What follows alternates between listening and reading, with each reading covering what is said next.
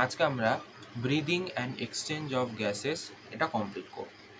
First দেখো, আমরা সবাই বেঁচে রয়েছি কেন? কারণ আমরা অক্সিজেন নিচ্ছি। এটা আমরা ছোটবেলা থেকে জেনে এসেছি যে অক্সিজেন আমাদের বেঁচে থাকার জন্য একটা গুরুত্বপূর্ণ উপাদান। আচ্ছা, কেন আমাদের অক্সিজেন শরীরে দরকার একটু বোঝা যাক। দেখো, আমাদের শরীরে কিন্তু অক্সিজেন নেই। আমাদের শরীরে অক্সিজেন নেই মানে আমাদের শরীর সেটা তৈরি করে না, সেটা আমাদের বাইরে থেকে নিতে হয়।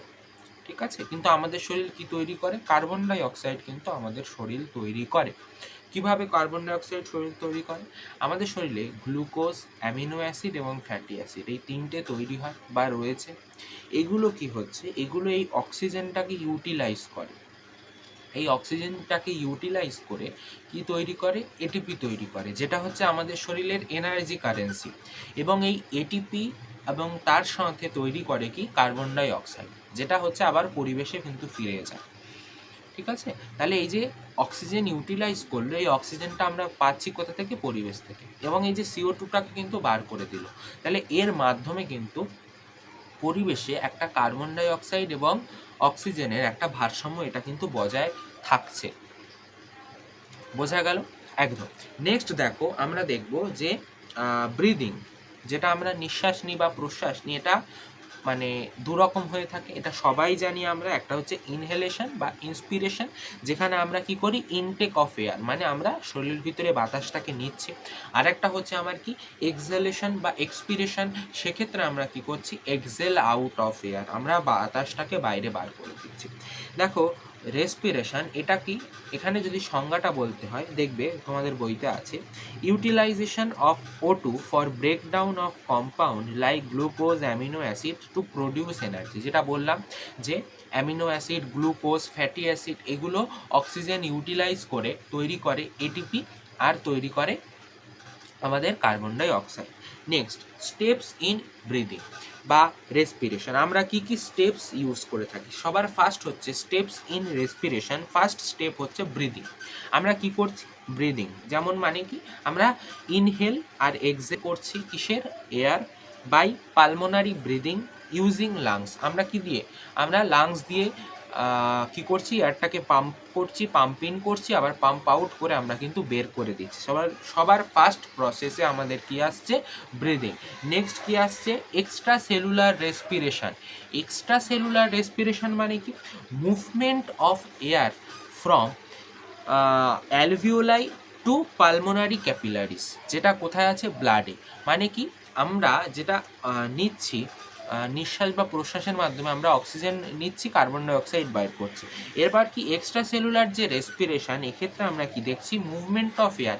এয়ারের মুভমেন্ট হচ্ছে কোথা থেকে কোথায়? Alveoli to pulmonary capillaries. আমাদের ফুসফুসের মধ্যে থাকা অ্যালভিওলাই রয়েছে, সেখান থেকে পালমোনারি ক্যাপিলারিস, যেটা আমাদের কোথায় রয়েছে? রক্তে রয়েছে। সেই দুটোর মধ্যে কি হচ্ছে? আদান প্রদান হচ্ছে। অক্সিজেন যেটা আসছে সেটা কোথায় যাচ্ছে? আমাদের যে রক্তের মধ্যে গিয়ে কিন্তু মিশছে। নেক্সট আসছে কি? Transport of gases. কী কী গ্যাসেস ট্রান্সপোর্ট হচ্ছে? একটা হচ্ছে অক্সিজেনের হচ্ছে, আর একটা কার্বন ডাই অক্সাইডের হচ্ছে। 4 নম্বর কি? Intracellular respiration. ইন্ট্রাসেলুলার রেসপিরেশন কি? Exchange of gases between systematic capillaries, যেটা ব্লাডের মধ্যে রয়েছে, অ্যান্ড টিস্যু। যে টিস্যু কাছে আমাদের আলটিমেটলি গিয়ে পৌঁছাতে হবে, কারণ টিস্যুর মধ্যেই রয়েছে glucose, amino acid, fatty acid. সেই টিস্যু পর্যন্ত পৌঁছাচ্ছ কি করে? সেই টিস্যু পর্যন্ত আমরা পৌঁছাচ্ছি কিন্তু ইন্ট্রাসেলুলার রেসপিরেশনের মাধ্যমে, যেখানে কি হচ্ছে? এক্সচেঞ্জ হচ্ছে গ্যাসেসের বিটুইন সিস্টেমেটিক ক্যাপিলারিজ, যেটা ব্লাডের মধ্যে বর্তমান, আর হচ্ছে আমাদের টিস্যু, এই দুটোর মধ্যে কিন্তু আদান প্রদান ঘটে থাকছে। নেক্সট পয়েন্ট হচ্ছে আমাদের কি? Respiration is physical and chemical process. Respiration এটা হচ্ছে কিন্তু একটা ফিজিক্যাল এবং কেমিক্যাল প্রসেস। ঠিক আছে, এখানে দুটোই মাথায় রাখবে। এখান থেকে কিন্তু কোশ্চেনে অ্যাসারশন রিজন থেকে এখান থেকে বেস্ট চয়েস এক্সামিনার্সদের। নেক্সট আমরা কি দেখব? যে breathing organ formed under condition of. Breathing organ মানে দেখো, তোমার যে ব্রিদিং অর্গান আছে অর্থাৎ লাংস, সেটা কি মাছেদের ক্ষেত্রে আছে? না। সেটা কি ব্যাঙেদের ক্ষেত্রে আছে? না। সেটা কি পাখিদের ক্ষেত্রে আছে? আচ্ছা, এটা আমাকে কমেন্ট করে জানিও তো, যে আমাদের ক্ষেত্রে যেটা যেরকমভাবে আমরা নিঃশ্বাস প্রশ্বাস নিই, পাখিরা কি ঠিক একইভাবে নিঃশ্বাস প্রশ্বাস নেয়? এটা আমাকে কমেন্টে জানিও। নেক্সট দেখবো আমরা কি, যে breathing organ formed under condition of, first হচ্ছে হ্যাবিট্যাট। হ্যাবিট্যাট মানে কি, দেখো যারা ল্যান্ডে থাকে তারা একরকম অ্যাডাপ্টেশন হয়েছে, যারা অ্যাকোয়াটিক তাদের ক্ষেত্রে একরকম হয়েছে। ফার্স্ট দেখো ল্যান্ডে, ল্যান্ডে যারা থাকে, যেরকম আমরা কি ল্যান্ডে থাকি, তো তোমরা কেউ আছো যারা সমুদ্রে গিয়ে থাকছো, সমুদ্রের নিচে টিচে, তাহলে থাকলে জানিও, এখন তো অনেক কিছুই হচ্ছে। যাই হোক, তাহলে যখন আমরা ভূমিতে রয়েছি বা ল্যান্ডে রয়েছি, সেক্ষেত্রে আমাদের কি লাং অথবা পালমোনারি মোড অফ ব্রিদিং আমরা দেখতে পাচ্ছি। কি পালমোনারি মোড অফ ব্রিদিং আমরা দেখতে পাচ্ছি। নেক্সট, যখন অ্যাকোয়াটিক যারা জলের মধ্যে রয়েছে, তাদের ক্ষেত্রে কি দেখতে পাচ্ছি, gill or branchial mode of breathing, তারা গিল দিয়ে কিন্তু ব্রিদিং কমপ্লিট করছে। আবার কি অনেকের ক্ষেত্রে কিন্তু স্কিন দিয়ে ও তারা ব্রিদিং করে। কারা স্কিন দিয়ে ব্রিদিং করে এটা আমাকে জানিয়ে। নেক্সট দেখবো আমরা, তাহলে ফার্স্ট হলো কি ব্রিদিং হ্যাবিট্যাটের উপর নির্ভর করে, যে কার কীরকম অর্গ্যান তৈরি হবে। নেক্সট আর একটা জিনিস যেটা হচ্ছে level of organisation, level of অর্গানাইজেশনের উপর নির্ভর করে। লেভেল অফ অর্গানাইজেশন কি, ফার্স্ট হচ্ছে আমাদের সেলুলার লেভেল। কী কী রয়েছে, cellular level, tissue level, organ level, আর একটা হচ্ছে অর্গান সিস্টেম লেভেল। ফার্স্ট রয়েছে কি সেলুলার লেভেল। সেলুলার লেভেলের মধ্যে কী কী রয়েছে, ফার্স্ট হচ্ছে পরিফেরা। সেলুলার লেভেলের কথায় যখন আসছে, তখন সেলুলার লেভেলে কী কী রয়েছে, পরিফেরা রয়েছে। তারপর আসছে কি টিস্যু লেভেল। টিস্যু লেভেলে কি কে কে রয়েছে, নিডেরিয়া, টিনোফোরা। টিস্যু লেভেলে নিডেরিয়া, টিনোফেরা। সেলুলার লেভেলে কি, হ্যাঁ, আর টিস্যু লেভেলে টিনোফোরা, নিডেরিয়া। ঠিক আছে। নেক্সট হচ্ছে অর্গান লেভেল। অর্গান লেভেলে কি, প্লাটিহেলমেন্থিস। অর্গান লেভেলে কি, প্লাটিহেলমেন্থিস। আর একটা হচ্ছে organ system level. Organ system লেভেলে কি, এক্স হেলমেন্থিস টু কর্ডাটা। ঠিক আছে, আরেকবার বলি, সেলুলার লেভেলে কি, পরিফেরা। সেলুলার লেভেলে পরিফেরা। টিস্যু লেভেলে নিডেরিয়া টু টিনোফোরা। আর অর্গান লেভেলে আমাদের রয়েছে প্লাটিহেলমেন্থিস। আর একটা হচ্ছে অর্গান সিস্টেম লেভেল, সেখানে হচ্ছে অ্যাসহেলমেন্থিস টু কর্ডেট। মনে থাকবে একদম। নেক্সট আমরা আসবো অর্গানিজমস এবং তাদের অর্গান নিয়ে। ঠিক আছে, ফার্স্ট আসছি পরিফেরা, যেখানে যেটা রয়েছে আমাদের সেলুলার লেভেলের মধ্যে। পরিফেরার ক্ষেত্রে আমরা কি দেখতে পাচ্ছি, না শুধু পরিফেরার ক্ষেত্রে নয়, পরিফেরা থেকে এক্সহেলমেন্থিস পর্যন্ত সবার ক্ষেত্রে আমরা দেখতে পাবো তারা সবাই বডি সারফেস দিয়ে ব্রিদিং করে। That is very important. কি, যখন আমরা পরিফেরা টু এক্সহেলমেন্থিস পর্যন্ত যাব, তারা সবাই বডি সারফেস ইউজ করে ব্রিদিং করে। এটা মাথায় রাখো, তারা সবাই বডি সারফেস ইউজ করে ব্রিদিং করে। আচ্ছা, বডি সারফেস ইউজ করে কি করে ব্রিদিং করে, এত বেশি মেকানিজম তোমাদের এখন এই মুহূর্তে জানার প্রয়োজন নেই। ঠিক আছে, ফার্স্ট নেক্সট দেখবো আমরা কি অ্যানিলিডস। অ্যানিলিডসের মধ্যে যেরকম তোমরা বলতে পারো আর্থওয়ার্ম, তারা কি দিয়ে করে, তারা ময়েস্ট কিউটিকল দিয়ে কিন্তু ব্রিদিং করে। নেক্সট হচ্ছে আর্থ্রোপোডা। আর্থ্রোপোডার মধ্যে কিন্তু বিভিন্ন ইনসেক্ট বিভিন্নভাবে করে, এখানে এটা একটু মাথায় রাখবে। যেমন ইনসেক্টার ক্ষেত্রে সেটা কি সে করবে, সেটা হচ্ছে ট্র্যাকিয়াল টিউবস দিয়ে করবে। ইনসেক্টার ক্ষেত্রে সেটা কি দিয়ে করবে, ট্র্যাকিয়াল টিউবস দিয়ে করবে। নেক্সট হচ্ছে কি আর্কানিডস, সেখানকে এদের ক্ষেত্রে কি দিয়ে করবে, বুক লাং দিয়ে করবে। কি দিয়ে করবে, বুক লাং দিয়ে করবে।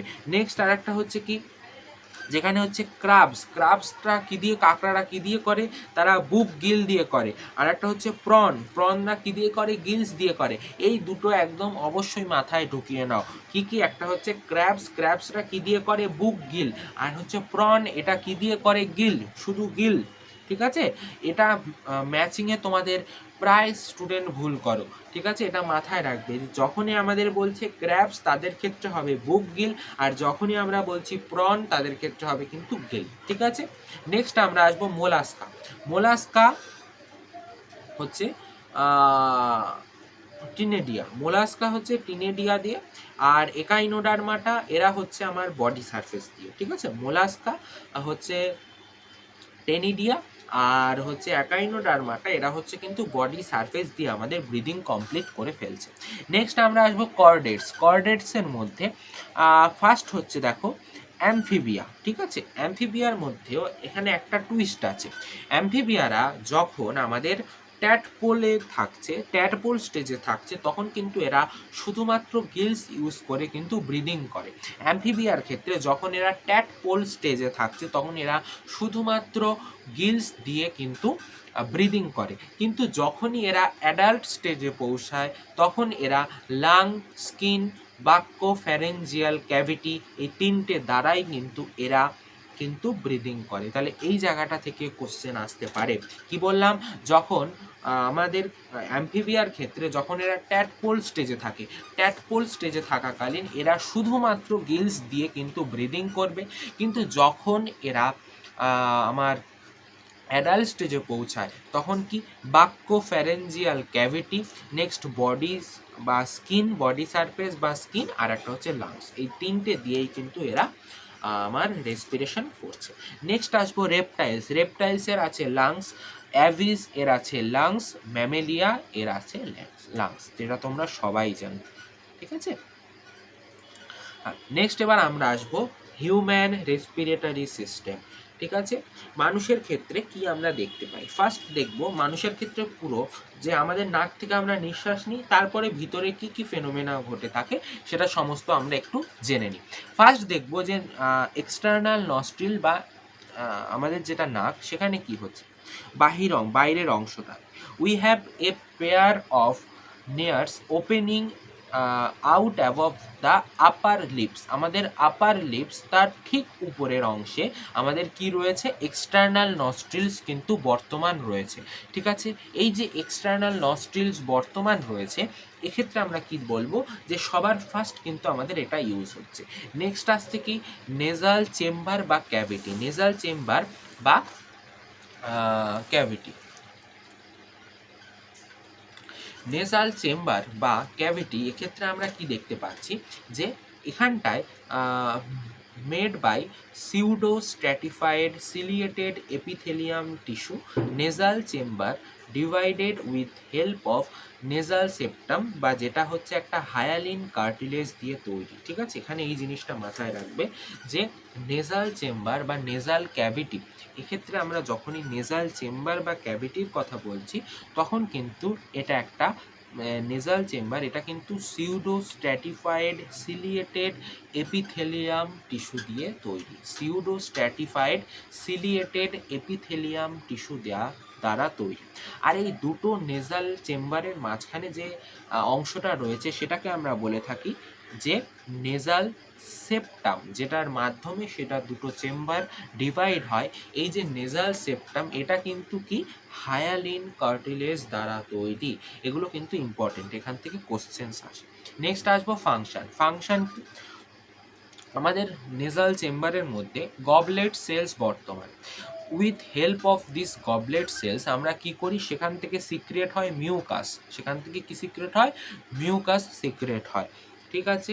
নেক্সট কি temperature of the inhale air maintain. আমরা যে এয়ারটাকে শরীরের ভিতরে নিচ্ছি তার টেম্পারেচারটা ঠিক কীরকম রয়েছে সেটা কিন্তু বেশি হলে কমিয়ে দেওয়া, কম হলে বাড়িয়ে দেওয়া, সেই সমস্ত কিছু কিন্তু নির্ভর করে আমাদের এই নেজাল চেম্বারের উপরে।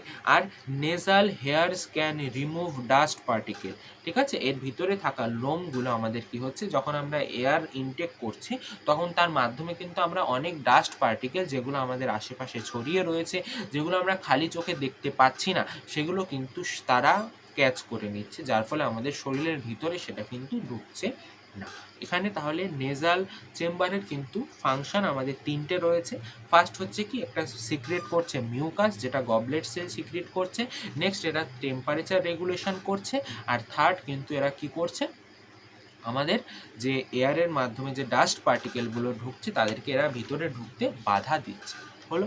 নেক্সট এবার আসবো ইন্টারনাল নেয়ার্স, অথবা আমরা এটাকে বলি নস্ট্রিলস, মানে কি opening through which air moves from nasal cavity to pharynx. আমাদের এটা হচ্ছে তার পরের পার্ট বা ইন্টারনাল নেয়ার্স, যেটাকে আমরা নস্ট্রিলস বলছি। এটা কি, যেখানে opening through which air moves from nasal cavity থেকে আমাদের এয়ার কোথায় গিয়ে পৌঁছাচ্ছে, ফ্যারিংসে গিয়ে কিন্তু পৌঁছাচ্ছে।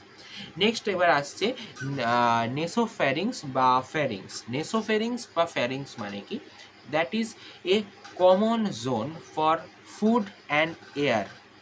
মানে কি, এই জোনটার মাধ্যমে আমাদের এই গলার এখানে এই জোনটার মাধ্যমে কিন্তু কি হচ্ছে, আমরা খাবারও খাচ্ছি আবার বাতাসও কিন্তু যাচ্ছে, ঠিক আছে। A common zone between breathing and digestive system, দুটো জোনের মাধ্যমে একটা কমন জোন, ঠিক আছে। Next, both trachea and oesophagus open into this. এই দুটো গিয়েই কোথায় ওপেন হচ্ছে, ট্রাকিয়া এবং ইসোফেগাসে গিয়ে ওপেন হচ্ছে, ঠিক আছে। নেক্সট এরপরে আমরা আসবো ল্যারিংস। ল্যারিংস কি, এর পরেই রয়েছে ঠিক ল্যারিংস, যেটাকে আমরা সাউন্ড বা ভয়েস বক্স বা ভোকাল কর্ডস বলে থাকি। Present on top trachea and is made of cartilage. এরা কোথায়, টপ আমাদের ট্রাকিয়ার উপরে বর্তমান, এবং এটা কি কি দিয়ে তৈরি, কার্টিলেজ দিয়ে তৈরি। হ্যাঁ, আর one of its cartilage is called epiglottis. That is very important. One of this cartilage is called epiglottis.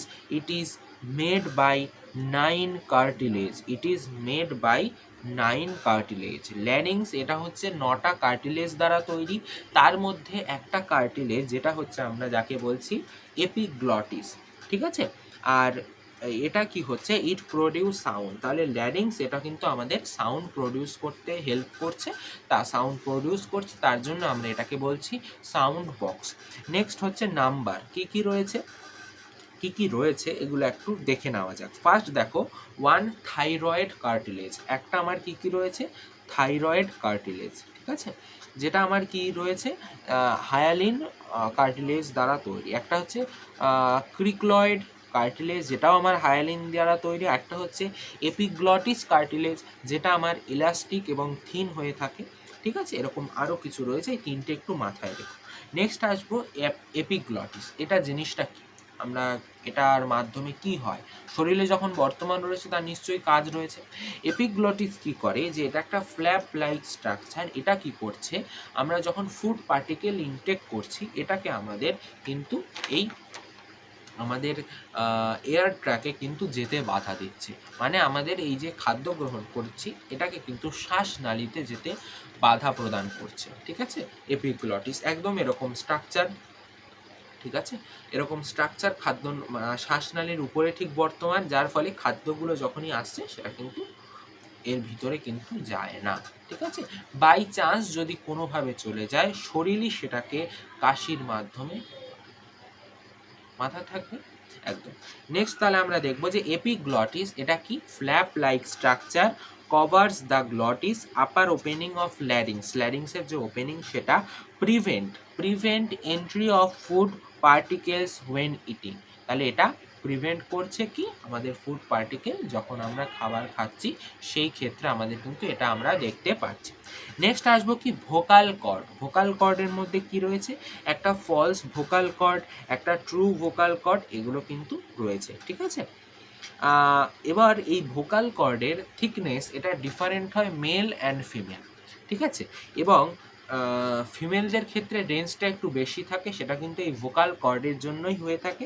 এবং মেলদের ক্ষেত্রে এই ভোকাল কর্ডটা কিন্তু ফ্ল্যাট থাকে, তাই তাদের সাউন্ড কিন্তু লো রেঞ্জের হয়ে থাকে, কিন্তু ফিমেলদের ক্ষেত্রে সাউন্ড কি হয়ে থাকে, হাই রেঞ্জের হয়ে থাকে। এটা একটু মাথায় রেখো জাস্ট, ঠিক আছে। তারপর আমরা আসবো ওয়াইন্ড পাইপ বা যেটাকে আমরা বলছি ট্র্যাকিয়া। ওয়াইন্ড পাইপ বা ট্র্যাকিয়া এটা জিনিসটা ঠিক কি, ওয়াইন্ড পাইপ বা ট্র্যাকিয়া এখানে কি, এটা straight tube extending up to the mid thoracic cavity. এটা মিড থোরাসিক ক্যাভিটি পর্যন্ত কিন্তু এক্সটেন্ড হচ্ছে। Covers with incomplete C shaped cartilages ring to prevent it collapse. তাহলে কিছু এখানে কি কি রয়েছে, কভার রয়েছে কিছুটা সি আকৃতির কার্টিলেজের তৈরি রিং দ্বারা। কেন? কারণ এটা যখন যেহেতু বায়ু চলাচল করছে, তাহলে বায়ু যখন বেরিয়ে যাচ্ছে তখন এটা তো কোল্যাপস হয়ে যাবে। সেই কোল্যাপসটাকে রোধ করার জন্য, প্রিভেন্ট কোল্যাপসিং, এর জন্য কিন্তু আমাদের এই যে সি শেপ রিংগুলো এখানে বর্তমান রয়েছে। At the level of fifth thoracic vertebrae বা T5 আমরা এটা দ্বারা ডিনোট করি, the trachea divided into primary bronchi, the trachea divided into primary bronchi. ঠিক আছে, এটা কোথায় গিয়ে? ফিফথ থোরাসিক ভার্টিব্রিতে গিয়ে কিন্তু আমার ট্রাকিয়াটা ডিভাইড হয় কিসে? প্রাইমারি ব্রঙ্কাই। এবার ফিফথ ভার্টিব্রিতে যখন গেল তখন ডিভাইড হয়ে প্রাইমারি ব্রঙ্কাই, মানে ধরো এইখানে থেকে এভাবে দুটো ভাগে ভাগ হয়ে গেল। ঠিক আছে, এই জায়গাটায় আমার কি? Primary bronchi. ঠিক আছে, এবার এই যে প্রাইমারি ব্রঙ্কাই সেটা কি করছে?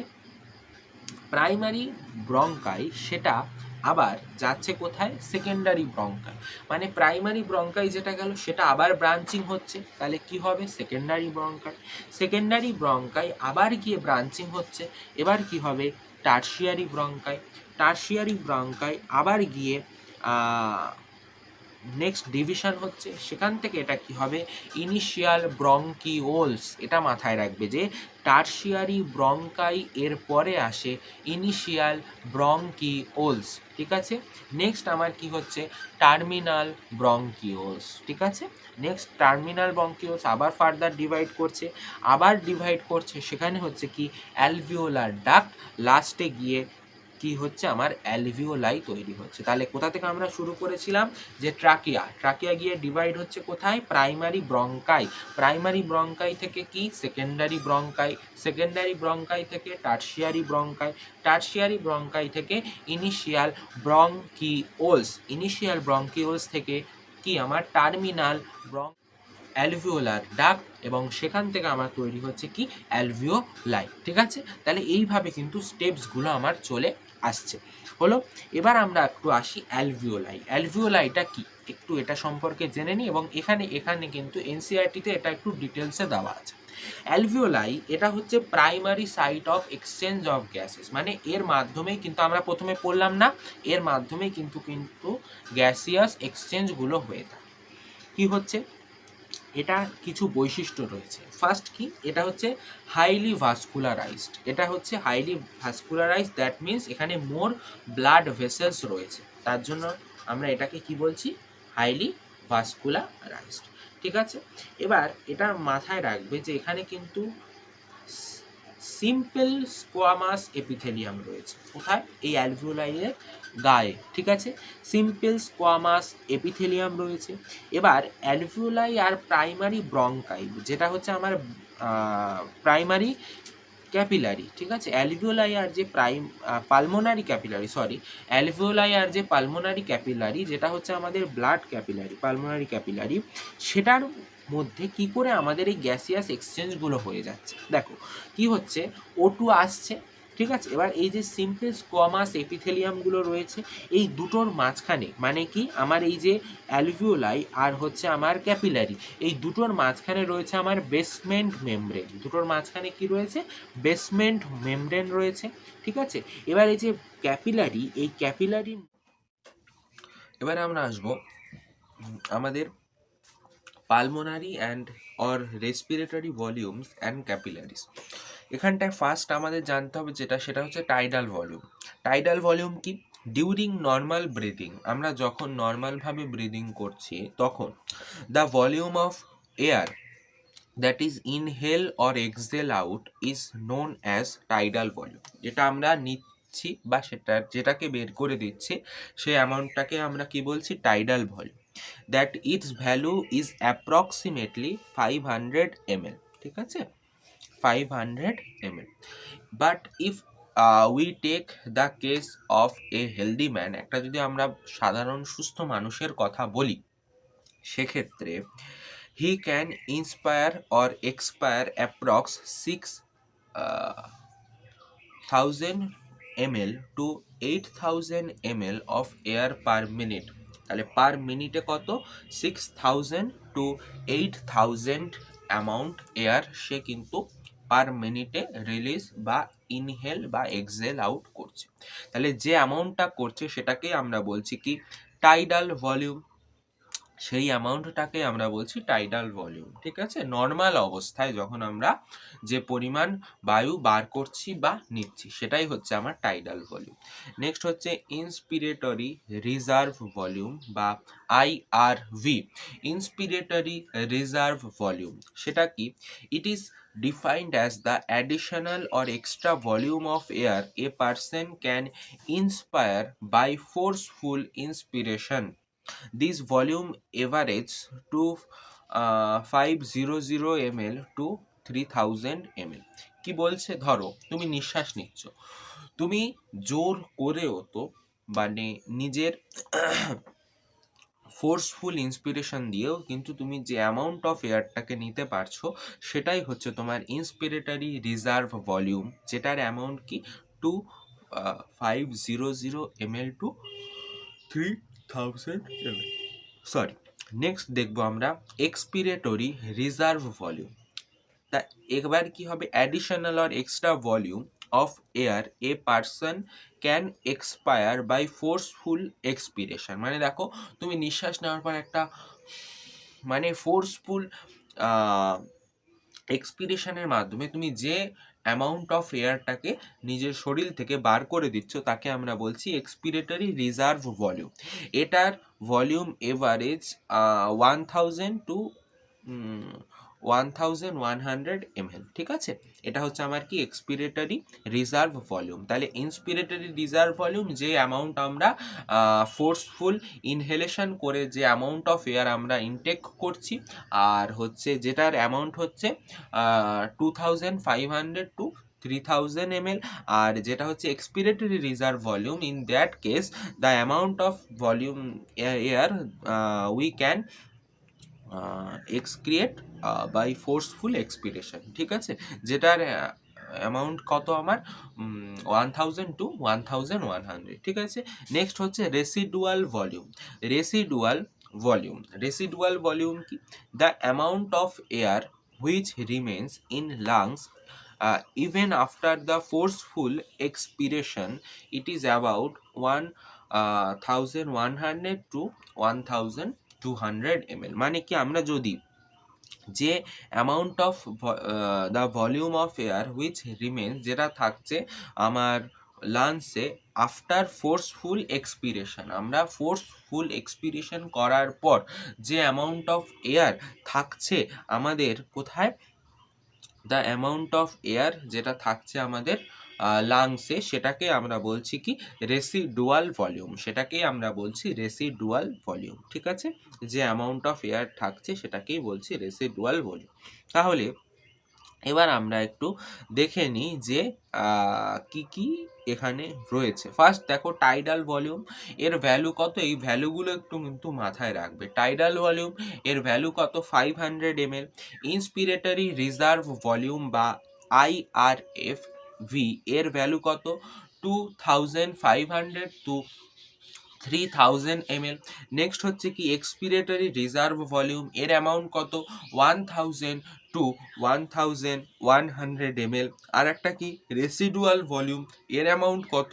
এর অ্যামাউন্ট হচ্ছে 1100 টু 1200 ml, ঠিক আছে। হ্যাঁ, টাইডাল ভলিউম সেটা যখনই হাঁটছে সেক্ষেত্রে আমার কি হয়ে যাচ্ছে? ইন্সপিরেটরি রিজার্ভ ভলিউম। নিচের গ্রাফের ক্ষেত্রে সেটা হয়ে যায় এক্সপিরেটরি রিজার্ভ ভলিউম, ঠিক আছে। এরপরে নেক্সট আমরা যেটা আসবো সেটা হচ্ছে রেসপিরেটরি ক্যাপিলারিস। এখানটায় কি হচ্ছে? আমরা কি জানি? Sum of two or more respiratory volume is called respiratory capillaries, ঠিক আছে। ফার্স্ট হচ্ছে কি ইন্সপিরেটরি ক্যাপিলারিস। ইন্সপিরেটরি ক্যাপিলারিস কি? It is the total volume of air a person can inspire after a normal expiration। একটা normal expiration Excel করার পরে যে পরিমাণ অ্যামাউন্ট সে ইনহেল করতে পারে। তাহলে inspiratory capacity, that is what inspiratory capacity, that means tidal volume plus হচ্ছে আমার ইন্সপিরেটরি রিজার্ভ ভলিউম, তাহলে হবে আমার total inspiratory capacity. That is around, inspiratory reserve volume হচ্ছে কি 3 1000 প্লাস হচ্ছে টাইডাল ভলিউম হচ্ছে আমার কি 500, তাহলে টোটাল হয়ে যাবে কি আমার 3500, তাহলে ইন্সপিরেটরি ক্যাপাসিটি আমার কি হয়ে যাবে 3500 ml। নেক্সট ঠিক এইভাবে আমরা যদি দেখি expiratory capillaries, expiratory expiratory capacity এর ক্ষেত্রে আমরা কি দেখব যে the amount of air after a normal inspiration the total volume of air a person can expire known as expiratory capacity. It includes tidal volume and expiratory reserve volume. এক্ষেত্রে কি হবে, tidal volume হচ্ছে 500 আর expiratory reserve volume হচ্ছে 1100, total হচ্ছে আমার কত 1600 ml, যেটা হচ্ছে আমার কি এক্সপিরেটরি ক্যাপাসিটি। ঠিক আছে, নেক্সট হচ্ছে ফাংশনাল রেসিডুয়াল ক্যাপাসিটি বা এফআরসি, ফাংশনাল রেসিডুয়াল ক্যাপাসিটি, যেটা কি ইট is defined as the volume of air that will remain in the lungs after a normal expiration. ঠিক আছে, তাহলে দেখো কি বলছে, ফাংশনাল রেসিডুয়াল ক্যাপাসিটি আর রেসিডুয়াল ভলিউম এর মাঝখানে একটু পার্থক্য আছে। যখন আমরা রেসিডুয়াল ভলিউম বলছি তখন কি, যখন হচ্ছে ফোর্সফুল এক্সপিরেশন করছি তারপরে যে অ্যামাউন্ট অফ এয়ারটাকে আমরা রয়েছে, ঠিক আছে। কিন্তু যখনই আমরা বলছি যে functional residual capacity, that means আমাদের এক্ষেত্রে কি বলছে, ইট is defined as the volume of air that will remain in the lungs after a normal expiration. ঠিক আছে, it includes expiratory reserve volume plus residual volume. Expiratory reserve volume, expiratory reserve volume plus হচ্ছে কিন্তু আমার residual volume.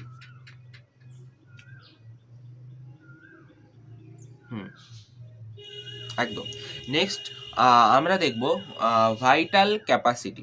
Vital capacity কি, vital capacity হচ্ছে আমার it is defined the maximum volume of air a person can breathe in after a forceful expiration or the minimum volume of air a person can breathe out after a forceful inspiration। ঠিক আছে, সেই total অ্যামাউন্টটাকে আমরা বলি, যেটা হচ্ছে হয় 4000 ml to 4600 ml। ঠিক আছে, এবার এটার ভ্যালু কি হয়, যেটা হচ্ছে আমার ভাইটাল ক্যাপাসিটি, সেটা হচ্ছে আমার কি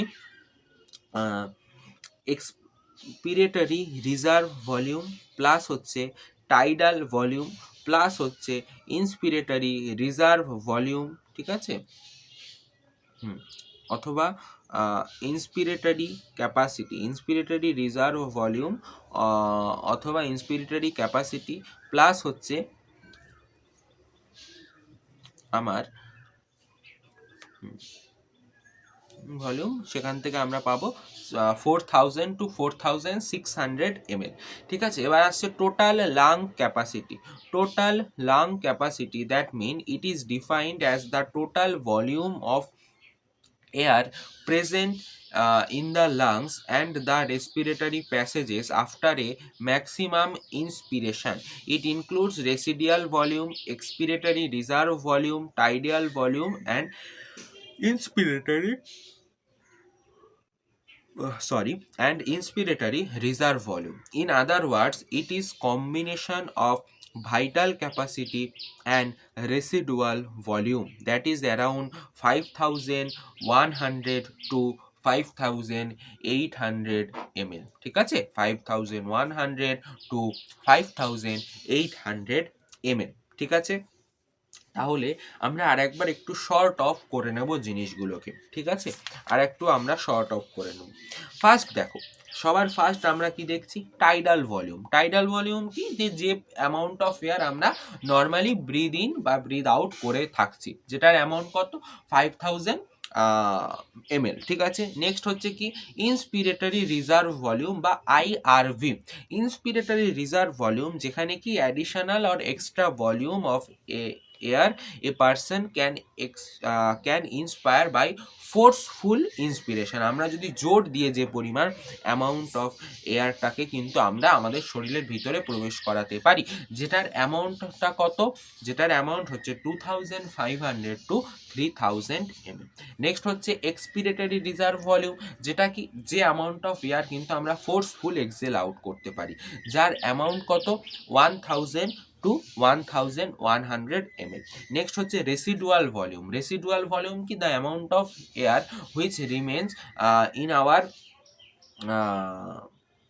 lungs even after the forceful expiration. Forceful এক্সপিরেশনের পরেও যে অ্যামাউন্টটা রয়ে যাচ্ছে, that is around 1100 to 1200 ml। ঠিক আছে, এই অবধি মাথায় রাখলাম। এগুলো সব হচ্ছে আমার রেসপিরেটরি ভলিউম। নেক্সট যখন আমরা রেসপিরেটরি ক্যাপিলারিস এর কথা বলছি, that means some of 2 or more respiratory volume. ঠিক আছে, ফার্স্ট হচ্ছে কি ইন্সপিরেটরি ক্যাপাসিটি। ইন্সপিরেটরি ক্যাপাসিটি মানে কি, যেটা হচ্ছে আমার টোটাল ভলিউম যেটা একজন কিন্তু ইন্সপায়ার করতে পারে আফটার এ নর্মাল এক্সপিরেশন, যেটার অ্যামাউন্ট কি টাইডাল ভলিউম প্লাস হচ্ছে কি inspiratory reserve volume. Tidal volume 500, inspiratory reserve volume কত 3000, তাহলে টোটাল হবে কি 3500 ml। নেক্সট হচ্ছে কি এক্সপিরেটরি ক্যাপাসিটি, যেখানে কি হচ্ছে after a normal inspiration the total volume of air a person can expire. তাহলে এক্ষেত্রে কি হয়ে যাবে, এক্ষেত্রে হয়ে যাবে টাইডাল ভলিউম 500, আর একটা হচ্ছে এক্সপিরেটরি রিজার্ভ ভলিউম যেটা হচ্ছে আমার কত 1100। এক্সপিরেটরি রিজার্ভ ভলিউম যেটা হয়ে যাচ্ছে কত 1100। 1100 আর 500 কত 1600 হয়ে গেল, তাহলে 1600 ml। এই অবধি কোনো চিন্তার কিছু নয়। এরপরে যে জিনিসটা আসে এখান থেকেই কিন্তু এর পরের তিনটে কিন্তু একটুখানি তোমাদের বেশি করে বুঝতে হয়, যেখানে ফার্স্ট হচ্ছে আমাদের কি যে functional residual capacity. Functional residual capacity জিনিসটা কি বলছে দেখো, it is defined as the volume of air, it is defined, এটার মানে it is defined as the volume of air that will remain in the lungs, সেটা আমাদের লাংসের মধ্যে থাকছে যে amount after a normal expiration. আমরা যখন নর্মাল এক্সপিরেশন করছি তারপর যে অ্যামাউন্ট অফ এয়ারটা আমাদের কিন্তু কোথায় থাকছে, লাংসে থাকছে। ঠিক আছে, এটা ইনক্লুড করছে কি expiratory reserve volume. Expiratory reserve volume মানে কি, যে যেটা এক্সপিরেটরি রিজার্ভ ভলিউম মানে কি, যেটা আমরা কিন্তু ফোর্সফুল বের করে দিতে পারি। তাহলে ফোর্সফুল যখন বের করে দিতে পারি তার মানে সেটা আমাদের শরীরের ভিতরে ছিল, তাহলে এটা আমার কি হয়ে যাবে এক্সপিরেটরি রিজার্ভ ভলিউম হবে, তাই তো।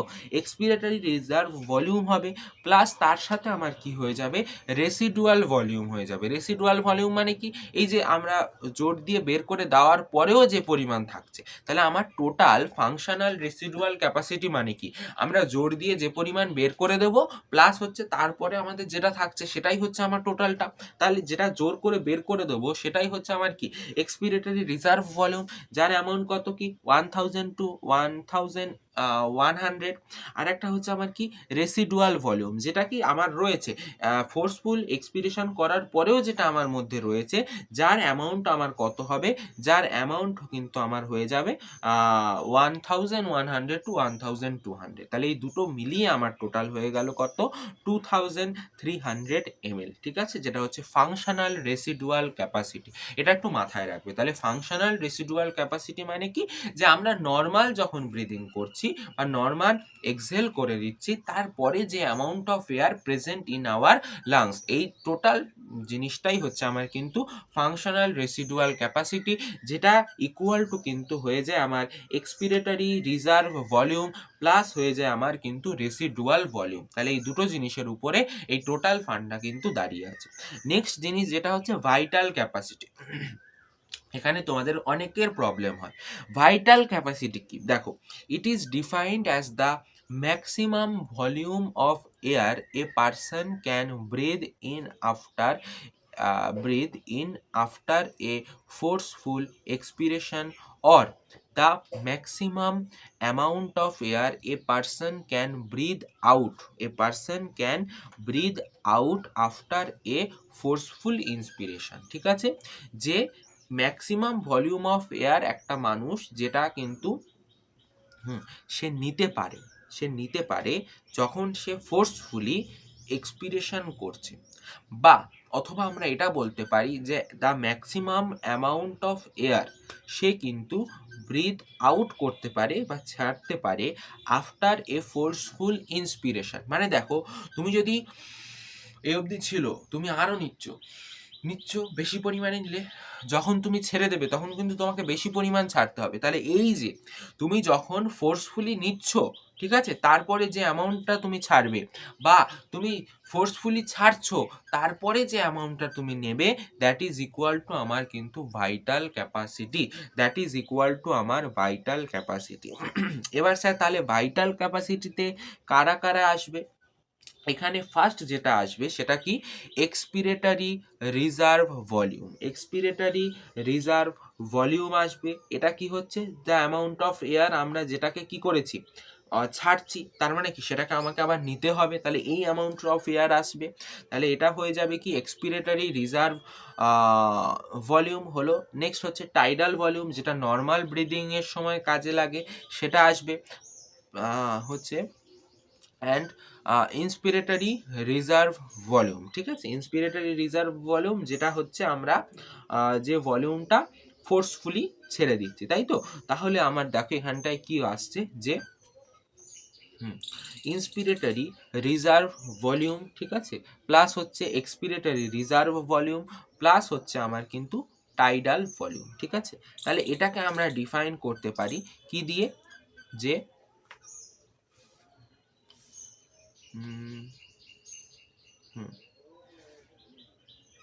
এটাকে আমরা আবার বলতে পারি ইন্সপিরেটরি রিজার্ভ ভলিউম, আর ওই যে এক্সপিরেটরি ক্যাপাসিটি প্লাস হচ্ছে আমার ইন্সপিরেটরি রিজার্ভ ভলিউম, একদম এভাবেও আমরা এটাকে কিন্তু ডিফাইন করতে পারি, ঠিক আছে।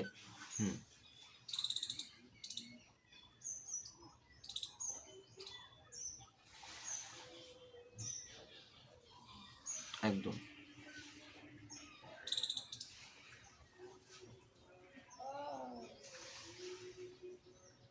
হুম হুম হুম হুম, একদম সেভাবে আমরা এটাকে বলতে পারি। নেক্সট দেখো, টোটাল লাং ক্যাপাসিটি।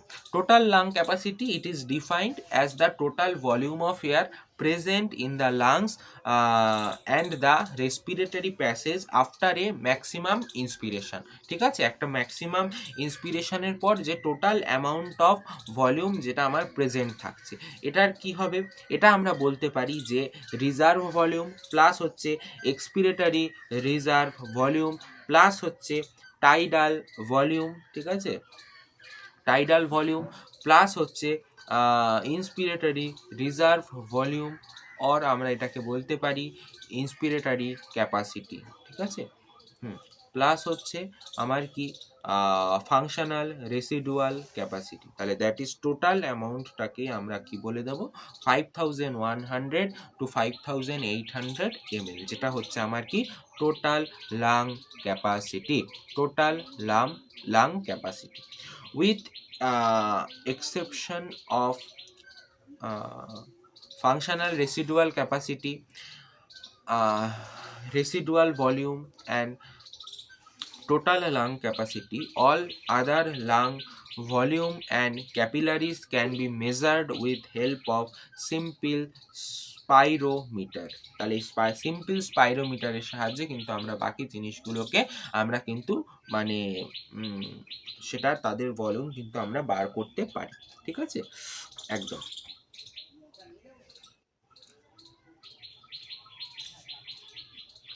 হ্যাঁ,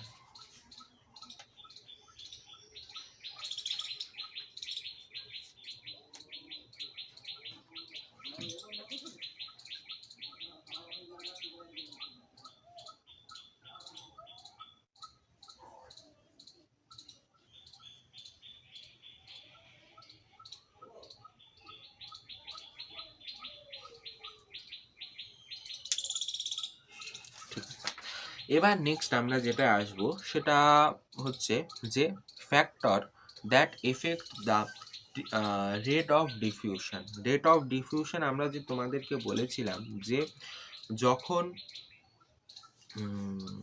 অ্যালভিওলার ক্যাভিটি আর হচ্ছে আমার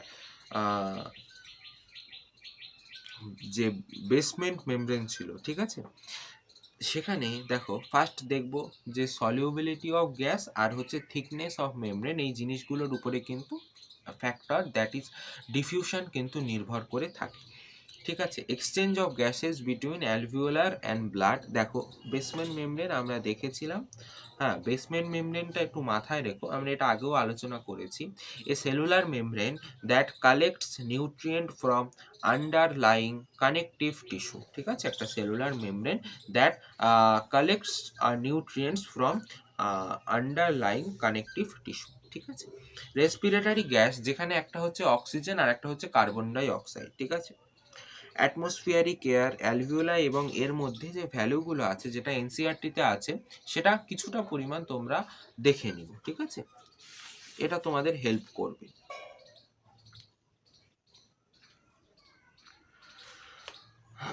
এবার আমরা আসব ট্রান্সপোর্ট অফ গ্যাসেস। ঠিক আছে, মেন ফান্ডাতে এবার আমরা ঢুকব। ট্রান্সপোর্ট অফ গ্যাসেস যেখানটায় in dissolved form about 3% oxygen is carried in dissolved state through plasma. 3% oxygen can carried in dissolved form through কিন্তু প্লাজমা দিয়ে 3% অক্সিজেন ক্যারিড হচ্ছে। As oxyhaemoglobin about 97% oxygen transport by RBCs in the blood. 97% oxygen transport by RBC in the blood. ঠিক আছে, hemoglobin is made of two part, একটা হচ্ছে কি heme আর একটা হচ্ছে globin. Heme is iron containing part and globin is the protein part. Heme is iron containing part and globin is the protein part. Hemoglobin has quaternary structure. Every hemoglobin contains 4 heme group binding of oxygen with 2 alpha chain and 2 beta chain. Hemoglobin is called oxygenation. ঠিক আছে, তাহলে কি বলছে, binding of oxygen with 2 alpha chain and 2 beta chain, hemoglobin is called oxygenation. ঠিক আছে, next দেখবে তোমাদের এনসিআরটিতে একটা গ্রাফ দেওয়া আছে, তাই না? এই গ্রাফটাকে একটু দেখে নেব। দেখো সেখানটায় গ্রাফের এখানে কি বলছে, the capacity of 1 gram of haemoglobin to combine with oxygen is 1.34 ml। 1.34 ml। ঠিক আছে, তাহলে 100 ml blood contain 20 ml of oxygen. ঠিক আছে, that means 14.5 to 15 gram of haemoglobin. ঠিক আছে, the capacity of 1 gram haemoglobin, the capacity of 1 gram haemoglobin to combine with oxygen is 1.34 ml. Arterial blood carries or transport about 20 ml of oxygen per 100 ml of blood. Under normal conditions, the oxygen level falls about 14.4 ml per 100 ml in it indicates that under normal physiological condition approximately 5 ml oxygen is delivered by 100 ml of oxygenated blood or tissue. Under strenuous condition or during exercise, the oxygen level falls to about 4.4 ml or 100 ml. Approximately 15 ml of oxygen is delivered by hemoglobin during exercise or actively metabolism tissue. ঠিক আছে, এই জায়গাটা একটুখানি সহজভাবে বলি। দেখো capacity of 1 gram of haemoglobin to combine with oxygen is 1.34 ml। তাহলে 1 gram haemoglobin combine করে অক্সিজেনের সাথে, সেটা কতটা with oxygen is 1.3 ml oxygen. তাহলে 1 গ্রাম কম্বাইন করে 1 গ্রাম হিমোগ্লোবিন কম্বাইন করে 1.34 ml অক্সিজেনের সাথে, ঠিক আছে? তাহলে 1 গ্রাম কতর সাথে 1.34 ml অক্সিজেনের সাথে কিন্তু 1 গ্রাম বাইন্ড করে, ঠিক আছে? তাহলে এবার দেখো আমাদের কি বলছে যে about 20 ml of oxygen per 100 ml of blood, তাহলে 20 ml অক্সিজেন, ঠিক আছে? তাহলে 20 ml অক্সিজেন যদি হয়, ঠিক আছে, সেখানে কত গ্রাম হিমোগ্লোবিন থাকবে? তাহলে সিম্পল হিসাব, তাহলে আমাদের সিম্পল হিসাব যে 1 গ্রাম হিমোগ্লোবিন আমরা বলতে পারি 1.34 গ্রাম 34 ml হচ্ছে অক্সিজেন লাগে কার জন্য? 1 গ্রাম হিমোগ্লোবিনের জন্য। তাহলে 1 ml অক্সিজেন লাগবে কত? 1/1.34 গ্রাম হিমোগ্লোবিনের জন্য। তাহলে এবার 20 ml অক্সিজেন লাগবে 20/1.34 এটার জন্য, দ্যাট ইজ অ্যাপ্রক্সিমেটলি 15,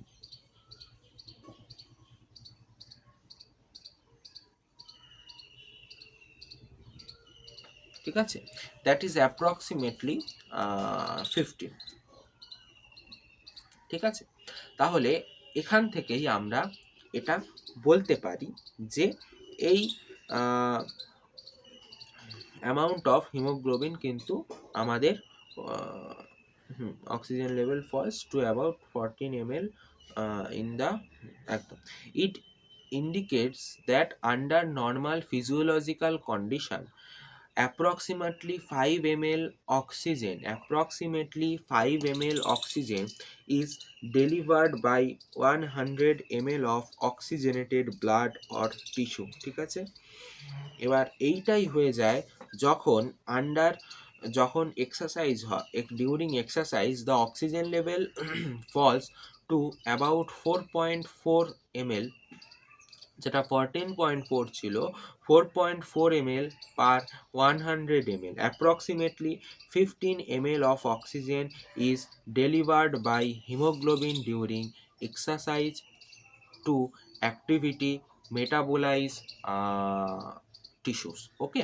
তাহলে এই জায়গাটায় আমাদের কিন্তু একটু ভালো করে নজর দিতে হবে, এই জায়গাটা একটু কঠিন জায়গা, ঠিক আছে? এখানটায় আমাদের কি বলতে চেয়েছে দেখো, ফার্স্ট মনে রাখ, তাহলে মেন যে জিনিসটা আমাদের এখানে জানতে হলো যে যখন the capacity of 1 gram haemoglobin, 1 gram haemoglobin 1.34 ml আমার কিন্তু অক্সিজেন কম্বাইন করতে পারছে। তাহলে দেখো যদি হ্যাঁ একদম, যদি 15 ml, তাহলে 15 ml অফ 15 ml যেখানে আমার হিমোগ্লোবিন রয়েছে, তাহলে সেখানটায় আমরা সিম্পল হিসাব 15 into 1.34 approximately 20 ml of oxygen per 100 ml blood কিন্তু সাপ্লাই। তাহলে এবার কি হবে, সেইটা যেটা 20 ml অক্সিজেন যাচ্ছে, যেটা 100 ml ব্লাডের মধ্যে, এবার সেইটা টিস্যুর কাছে কতটা অক্সিজেন যাবে? 20 ml অক্সিজেন পুরো যাবে না, তাহলে কতটা?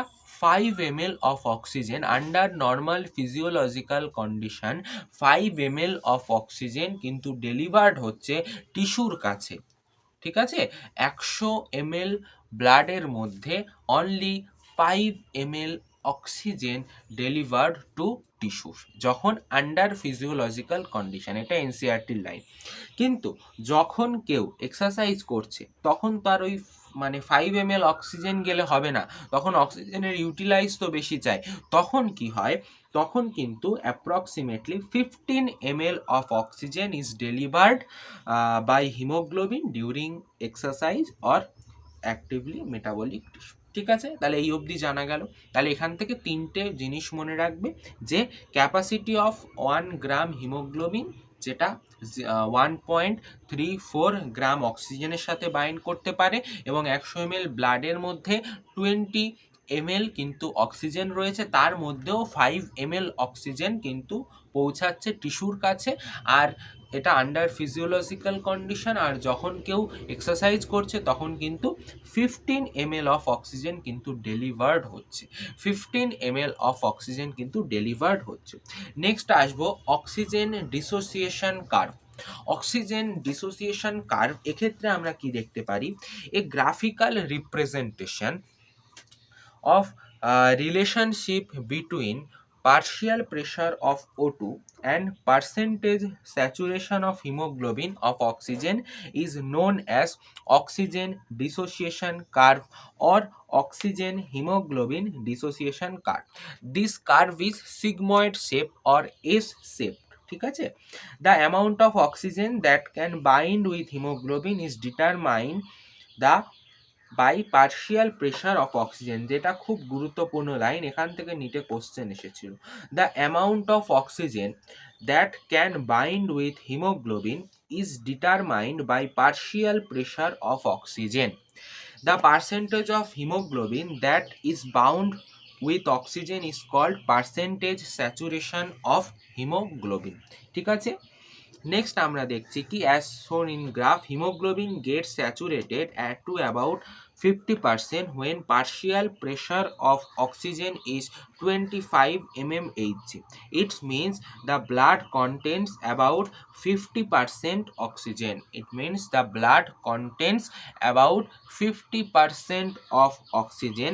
The partial pressure at which hemoglobin saturation is 50% is called partial pressure of 50.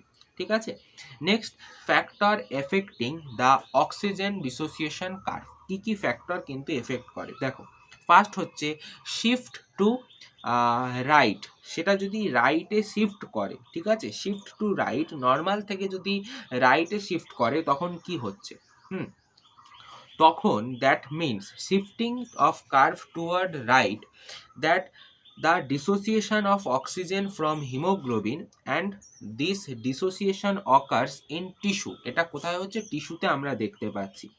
ঠিক আছে, এক্ষেত্রে কি হয়, low partial pressure of oxygen আর high partial pressure of CO2, high partial pressure of CO2 আর low partial pressure of oxygen, যখন কি হয় আমাদের এটা this dissociation occurs in tissue, যখন এটা টিস্যুতে দেখা যাচ্ছে, সেক্ষেত্রে আমরা কি দেখব, যে partial pressure of oxygen low R partial pressure of carbon die oxide is high, যখন এটা রাইট শিফট হবে। Bohr's effect, a rise in partial pressure of CO2 or fall in pH decrease oxygen affinity of hemoglobin, raising the P50 value. This is called Bohr effect. ঠিক আছে, bore effect বলছে যে hemoglobin is 50% saturated with oxygen to form oxyhemoglobin. ঠিক আছে, যেখানে a fall in partial pressure of CO2 and rise in pH increase oxygen affinity of hemoglobin. 3 নম্বর কি, high H plus ion concentration and decrease in pH implies increase in acidity and temperature high. তাহলে total shift to right, এটা যদি রাইটে shift করে, that means যেটা body টিস্যুর ক্ষেত্রে যেটা ঘটে থাকছে, সেখানে কি হয়, ফার্স্ট হবে কি, low partial pressure of oxygen, high partial pressure of carbon die oxide হবে, থার্ড কি, high H plus ion concentration, fourth হচ্ছে হাই টেম্পারেচার। মানে pH low, decrease in pH, that means acidity high, acidity high মানে high H plus ion concentration. All these factors are favorable for dissociation of oxygen from hemoglobin which occurs in the body টিস্যুতে এটা অকারিং হচ্ছে। Shift to লেফটে shift করে কি, this is indicates the association of oxygen and haemoglobin, following the conditions are they are responsible for shifting the oxygen dissociation curve towards left. দেখো কি হচ্ছে, high partial pressure of oxygen, অক্সিজেনের partial pressure high থাকবে। নেক্সট কি, low partial pressure of CO2, CO2-র partial pressure low থাকবে। Less H plus ion concentration, H plus আয়নের কনসেন্ট্রেশন লেস থাকবে, দ্যাট মিন্স হাই পিএইচ থাকবে, ঠিক আছে। আর 4 নম্বর হচ্ছে লো টেম্পারেচার, টেম্পারেচার লো থাকবে। All this factors are association of oxygen and haemoglobin which occurs in alveoli, which occurs in alveoli. দেখো, partial pressure যদি অক্সিজেনের কম থাকে, ঠিক আছে, পার্শিয়াল প্রেশার ধরো অক্সিজেনের কম আছে, ঠিক আছে, তাহলে কি হবে, আর CO2-র পার্শিয়াল প্রেশার বেশি আছে, CO2-র পার্শিয়াল প্রেশার যদি বেশি থাকে, ঠিক আছে, তখন যখন অক্সিজেন আসছে তখন সেখানে কি হচ্ছে, অক্সিজেনের যেহেতু পার্শিয়াল প্রেশার কম তাই সে অক্সিজেনটাকে নিয়ে নিচ্ছে, ঠিক আছে। CO2-র পার্শিয়াল প্রেশার বেশি তাই সে অক্সিজেন ছেড়ে দিচ্ছে। এটা কখন দেখবো আমরা, টিস্যুর ক্ষেত্রে দেখব।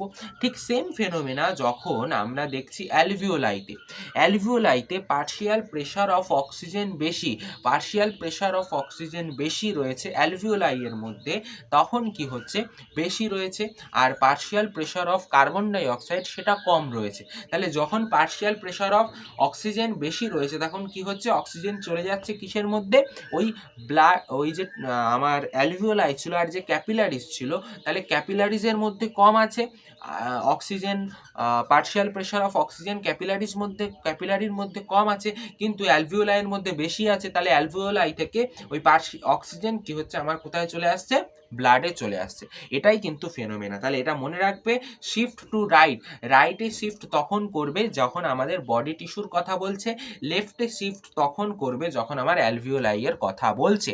রাইটে যখন শিফট করছে পার্শিয়াল প্রেশার অফ অক্সিজেন কমছে, লেফটে যখন শিফট করছে পার্শিয়াল প্রেশার অফ অক্সিজেন বাড়ছে, রাইটে যখন শিফট করছে partial pressure of carbon die oxide বাড়ছে, লেফটে যখন শিফট করছে partial pressure of carbon die oxide কমছে। That is it.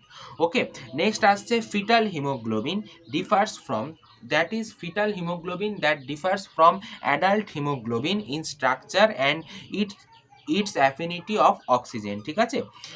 Fetal haemoglobin has higher affinity for oxygen, fetal haemoglobin যেটার হাই অ্যাফিনিটি থাকে কার জন্য, অক্সিজেনের জন্য, because it binds BPG less strongly, thus when partial pressure of oxygen low, fetal hemoglobin can carry up to 30% more oxygen than maternal hemoglobin A, ঠিক আছে।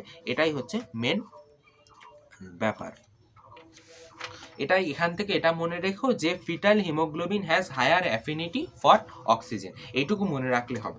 Next এবার আমরা আসবো ট্রান্সপোর্ট অফ কার্বন ডাইঅক্সাইড। তাহলে এতক্ষণ যেটা বললাম ট্রান্সপোর্ট অফ অক্সিজেনের কথা, এবার আসি transport of carbon dioxide in dissolved from through plasma. প্লাজমার মধ্য দিয়ে কিন্তু অ্যাবাউট 7% কার্বন ডাইঅক্সাইড ট্রান্সপোর্ট হয়ে থাকে। As bicarbonate ion about 17% carbon dioxide 70% carbon dioxide converted to HCO3 minus and transported in plasma, ঠিক আছে। Cl minus ion moves from extracellular fluid to cell to maintain the equilibrium of ion. This is known as chloride shift. Next হচ্ছে Halden's effect, carbon dioxide dissociation from bicarbonate salts due to presence of acidic hemoglobin in alveoli.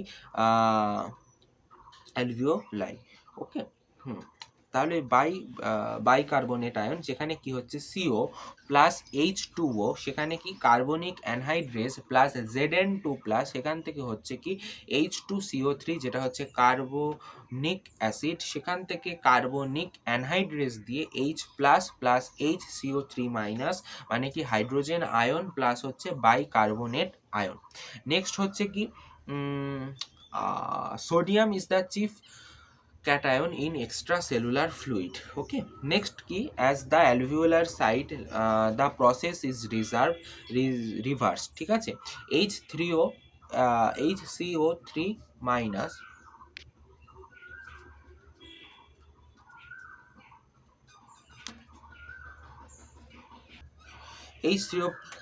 HCO3 minus plus H plus, সেখান থেকে carbonic anhydrous থেকে H2CO3, সেখান থেকে carbonic অ্যানহাইড্রাইজ দেওয়ার মাধ্যমে H2O plus হচ্ছে CO2 by RBC as carbaminohemoglobin. About 20 to 25% CO2 is transported as carbaminohemoglobin CO2 that enters in RBC, forms a reversible compound. ঠিক আছে, CO2 binds with amino group of globin protein which is a part of hemoglobin. তাহলে CO2 bind করে কোথায়? Amino group of globin protein, যেটা হচ্ছে একটা হিমোগ্লোবিনের part. Globin প্রোটিনের amino গ্রুপে গিয়ে কিন্তু CO2 বাইন্ড করে। ঠিক আছে, carboxyl hemoglobin forms due to binding of CO with hemoglobin, and this is an irreversible process যেখানে CO পয়জনিং আমরা দেখতে পারি। তাহলে HB হিমোগ্লোবিন যেটা আরবিসির মধ্যে, প্লাস হচ্ছে CO2 যেটা কার্বন ডাই অক্সাইডে, দ্যাট ইজ HbCO2 বা কার্বামিনোহিমোগ্লোবিন, দ্যাট ইজ কার্বামিনোহিমোগ্লোবিন। ঠিক আছে, factors that affect the binding of CO2 with hemoglobin, কি কি ফ্যাক্টর এফেক্ট করছে? In tissue, high partial pressure of CO2 and low partial pressure of oxygen in tissue are responsible for binding more carbon dioxide with hemoglobin. In alveoli ki low partial pressure of CO2 and high partial pressure of O2 in alveoli are responsible for dissociation of carbon dioxide from carbaminohemoglobin. ঠিক আছে, under normal condition approximately 4 ml of CO2 is delivered to the alveoli by every 100 ml of deoxygenated blood. Deoxygenated blood, that means their অক্সিজেনের মাত্রা কম, carbon die অক্সাইডের মাত্রা বেশি, তাকে আমরা deoxygenated blood বলে থাকছি। তাহলে এই অবধি যে ট্রান্সপোর্ট অফ CO2 মেনলি তিনটে প্রসেসে হচ্ছে, একটা হচ্ছে প্লাজমাতে, একটা হচ্ছে বাইকার্বনেট আয়ন, আর একটা হচ্ছে কার্বামিনোহিমোগ্লোবিন। এই তিনটে প্রসেসের মাধ্যমে কিন্তু হয়ে থাকছে। নেক্সট হচ্ছে নার্ভাস রেগুলেশন। এখানে নার্ভাস রেগুলেশন আর একটু পার্ট আমাদের বাকি রয়েছে, যে the respiratory centre is composed of group of neurons located in the medulla oblongata and হচ্ছে পন্স। এই মেডুলা অবলাঙ্গাটা এবং পন্স দ্বারা কিন্তু এইটা রেগুলেট করা হয়। রেসপিরেটরি রিদম সেন্টার, ঠিক আছে, medulla oblongata, that is respiratory rhythm centre, আর একটা হচ্ছে কি পন্স। ঠিক আছে, দেখো যেখানে medulla oblongata, that is dorsal respiratory group, that is help in inspiration. ঠিক আছে, আর হচ্ছে যেখানে ventral respiration group, that is VRG, that is forceful inspiration plus হচ্ছে এক্সহেলেশন। ঠিক আছে, পন্স কি? To cut the rate of inspiration it gives signal to respiratory rhythm center. Pons ki? To cut the rate of inspiration it gives signal to respiratory rhythm center. Next হচ্ছে chemical regulation. Chemical রেগুলেশনের মধ্যে কি দেখি আমরা, যে CO2 high, H plus high, no role of oxygen in chemical regulation. ঠিক আছে, একদম CO2 and H plus ions sensitive receptor, যেটাকে কেমো রিসেপ্টর বলে, central chemo receptor around the medulla oblongata are found in aortic bodies, আর একটা হচ্ছে carotid bodies. ঠিক আছে, নেক্সট হচ্ছে নর্মাল রেসপিরেটরি রেট আমরা জানি 12 to 16 time per minute. Next এবার আমরা আসবো ডিসঅর্ডার অফ রেসপিরেটরি সিস্টেম। এখান থেকে কোশ্চেন্স আসতে পারে। কোশ্চেন্স আসতে পারে বলতে কি, ধরো একটা ম্যাচিং দিয়ে দিল, সেখানে অন্যান্য চ্যাপ্টারের ডিসঅর্ডারের সাথে একটা তোমার এই চ্যাপ্টারের থেকে ডিসঅর্ডার তুলে দিল, সেখানে ম্যাচিংয়ে তোমাদের হেল্প করবে। মেনলি এখান থেকে এরকম মানে সিঙ্গেল কোশ্চেন এরকম ডিসঅর্ডার থেকে মেনলি খুব একটা আসে না। নেক্সট কি আছে তাহলে, disorder of respiratory system. First কি আমাদের যেটা হচ্ছে কি অ্যাস্থমা। অ্যাস্থমা দ্যাট ইজ কি, that is due to allergic reaction of foreign particle that affects the respiratory tract, ঠিক আছে। the agents which cause allergy known as allergens, ঠিক আছে। এর সিমটম কি, এর সিমটম হচ্ছে কাফিং, উইজিং, ঠিক আছে। উইজিং means producing typical sound during breathing, okay, difficulty in breathing due to inflammation, ঠিক আছে, swelling and redness of bronchi and bronchioles, ঠিক আছে। নেক্সট হচ্ছে কি এপিস্থিমা,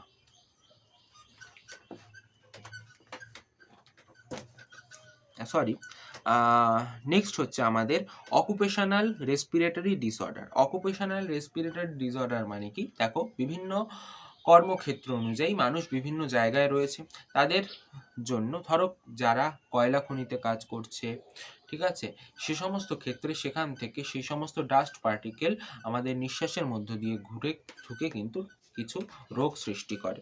যেমন ফার্স্ট যেটা হচ্ছে কি সিলিকোসিস অ্যান্ড অ্যাসবেস্টোসিস, ঠিক আছে। যেটা হচ্ছে সিলিকোসিস হচ্ছে সিলিকন ফ্যাক্টরি, অ্যাসবেস্টোসিস হচ্ছে অ্যাসবেস্টার ফ্যাক্টরি, এই সমস্ত জায়গায় থাকা লোকেদের ক্ষেত্রে হয়ে থাকে। নেক্সট হচ্ছে আরেকটা হচ্ছে ব্ল্যাক লাং, যেটা হচ্ছে কি কার্সিনোজেনিক, ঠিক আছে, যেটা কোল ফ্যাক্টর হয়েছে, ঠিক আছে, অথবা লাং ক্যান্সার, বিভিন্ন ধরনের কিন্তু আমাদের বিভিন্নভাবে কিন্তু আমাদের অ্যাফেক্ট করতে পারে, ঠিক আছে। এই ডিসঅর্ডারগুলো কিন্তু very important for our exam, ঠিক আছে। আরও কিছু কিছু ডিসঅর্ডার আছে, যেমন দেখো hypoxia. Hypoxia a clinical term for lack of proper oxygen supply to the tissue, that is called hypoxia, ঠিক আছে। যেখানে কি হচ্ছে, they are mainly 4 types of hypoxia. একটা হচ্ছে hypoxic hypoxia, the are partial pressure of oxygen is low and occurs usually high altitude, মানে altitude হাইপক্সিয়াও বলা হয়। নেক্সট হচ্ছে anaemic hypoxia, the amount of oxygen carrying haemoglobin is reduced either by anaemia or because the haemoglobin binding site are already full, ঠিক আছে। এই ধরনের জন্য এটা হয়ে থাকে। মাউন্টেন সিকনেস কি, যখন মানুষ উপরে যায় ওঠে তখন কি হয়ে থাকে, তার ক্ষেত্রে মাথা ব্যথা, ঠিক আছে, শ্বাস নিতে কষ্ট হওয়া, বমি ভাব, ঠিক আছে, এই বিভিন্ন জিনিসগুলো হয়ে থাকে, যেগুলোকে আমরা বলে থাকি মাউন্টেন সিকনেস। নেক্সট হচ্ছে কি carbon monoxide poisoning. If a person sleeps in a closed room with a lamp burning, the absence of sufficient amount of oxygen cause an incomplete combustion of carbon and produce carbon monoxide in the room. As the person inhale carbon monoxide, it diffuses from the alveolar air to the blood and binds to hemoglobin, forming carboxyhemoglobin. This compound is relatively stable and cannot bind with oxygen, ঠিক আছে। Carbon monoxide combines with hemoglobin at the same site on hemoglobin molecule as does oxygen, ঠিক আছে, যার জন্য suffocation due to lack of oxygen আমরা দেখতে পাবো, ঠিক আছে। এই ছিল